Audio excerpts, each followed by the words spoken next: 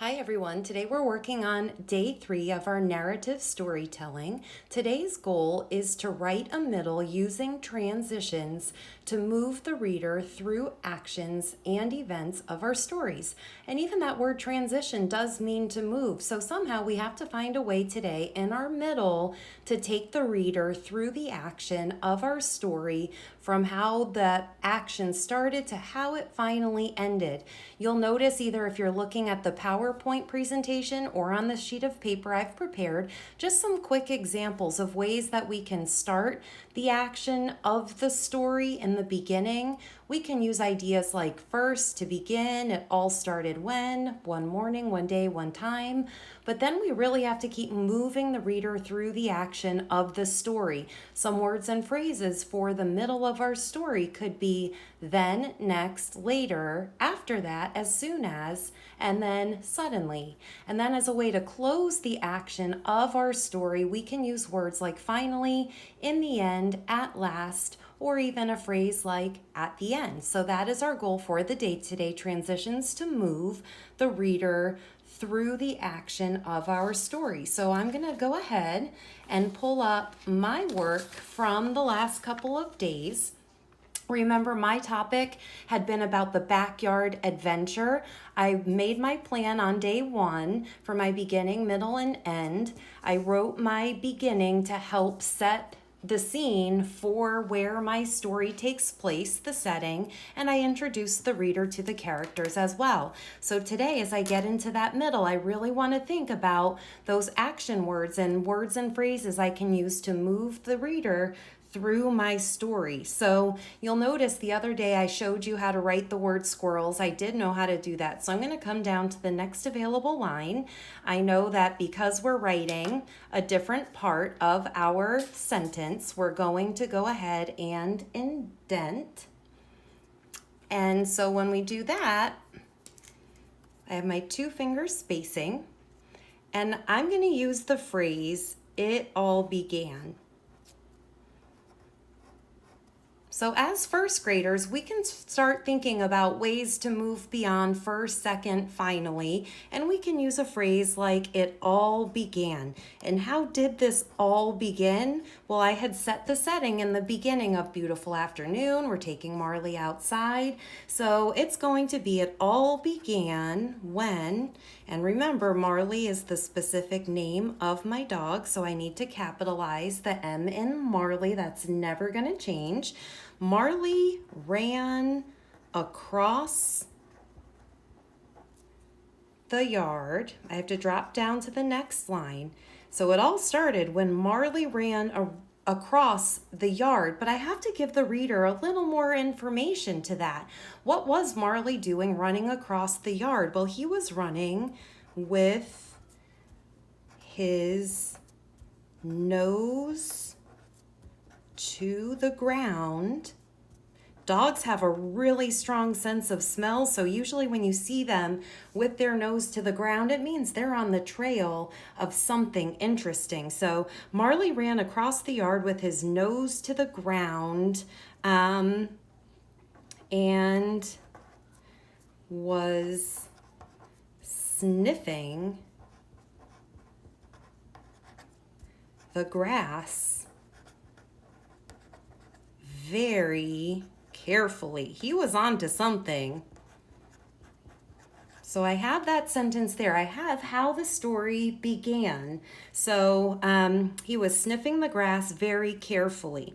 So I can continue to show my reader he was on the trail of something very interesting. I didn't know what it was. And I don't think Marley even knew what it was either at the time, but we're about to find out. Something very interesting. That ing sound at the end. He was on the trail of something very interesting. Now it's going to be my job, again, that action in the reader. So this all began when Marley ran across the yard, but what happened next? As soon So I want to get my reader into the middle of the action. So I'm thinking about a phrase like, as soon as he reached his target, he finally got to where he was trying to go, or as soon as he reached his target, as soon as he reached his target. Now this is what we call an opener phrase, so I'm going to put a comma here because that phrase can't stand alone. I have to put a comma and keep going with what did he get, or what did happen. As soon as he reached his target, Marley, he leaped. I've never seen this dog do this. Well, actually, I had seen it because he's done this a few times, but this was the first time I've seen this dog do this. He leaped and lunged. So this dog, it's almost like he lost his mind over what he had found. He leaped and lunged towards. My reader's going to need to know, what did he leap and lunge towards? This is where, even though it's not our target for today or our craft to try out, we did learn about sensory details.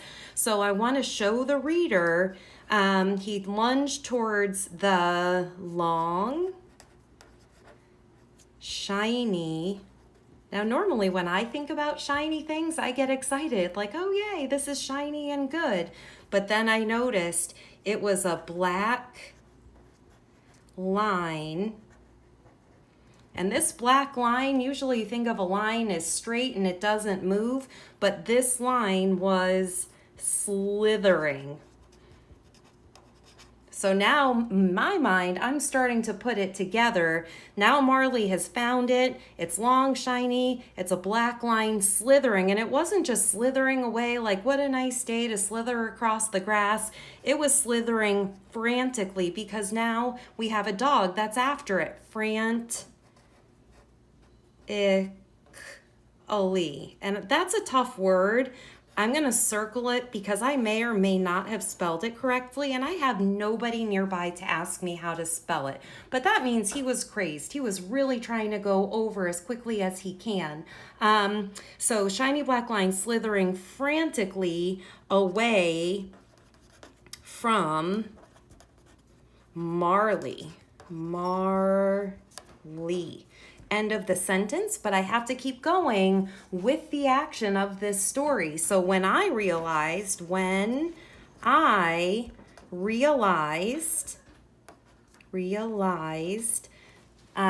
see, what was this? Now, I'm not a fool. When I see something long, shiny, and black here in Florida, I know that I was dealing with a snake. When I realized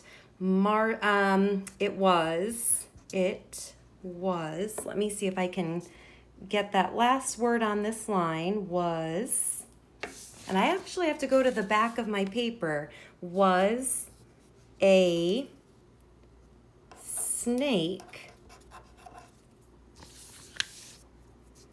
he was chasing. So he was chasing. What did I do? Gosh, knowing me and anyone who knows me, the only thing that there was to do for me, if I see a snake and my dog is chasing it, I'm going to scream. So a snake he was chasing. Let's see. I was frozen at the same point. I stood frozen in fear, but I was able, to scream. My reader can hear that. Remember how we've talked about sensory details. Again, not our target and objective today, but we have learned those in the other lessons, so I can still use them in my writing. But I was able to scream. And there was something very specifically that I screamed. And when an author in a story is using dialogue to talk, that's what we call it, is dialogue. We use these quotation marks.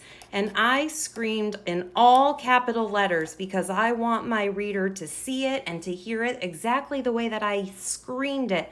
Marley, no! In all capital letters. with an exclamation point and the end of my dialogue. Those were the only two words I screamed at him. So now we've gotten to that. As soon as we realize we're chasing a snake, now I need to keep moving my reader through this piece using another transition. After I screamed, and this is another one of those opener phrases. This phrase cannot stand alone. I have to show the reader what happens after I screamed. And there was a series of events, and we have learned about commas in a series before in one of the other lessons. So I'm still going to go ahead and use that. Even though I screamed, "Marley, no!" Marley didn't care. Marley continued his game of chase. He thought this was fun. His tail was wagging. This was a good old day for Marley. His game of chase. So Marley has continuing his game of chase. The snake managed to, I did not know snakes could climb, but I did find that out through observing this whole story. So the snake managed to climb and scale. Scale is kind of like a word for climbing. So he managed to climb and scale up the brick wall. And what did I do? So there's Marley, there's the snake, and now there's myself. And all I could do at that point, I was done screaming. I shook with fright because I was scared. I was feeling scared. Mrs. Duncan does not like snakes, and that's an understatement. So there you have it. I have the middle of the action in my story. When I go back and I reread it, I can pick out some of those words that help signal the reader that I'm moving them through this action in my story. And I'm going to do this as quickly as I can so that you all have your time to write today. So it all began. This is one of those signals that shows the reader, here's how the story began. Marley ran across the yard. And when Marley ran across the yard, as soon as he did that, he reached his target. And because he reached that target, I was able to realize what he had found. I had to flip my paper over one more time. We went through that series of events that he was chasing the snake. I screamed. And then after I screamed, this is still what happened. So what I have to do tomorrow when I come back to this piece, I have the middle action of my story of what was happening, but I have to show the reader how this all came to a close. Obviously, I ended up being okay. Marley is still okay. And yes, just so if you're listening to this still at the very end, that snake still does hang out in our backyard. And from time to time, Marley still will find and chase out the snake. And I'm never happy when it happens. Still can't get used to it. Bye for now.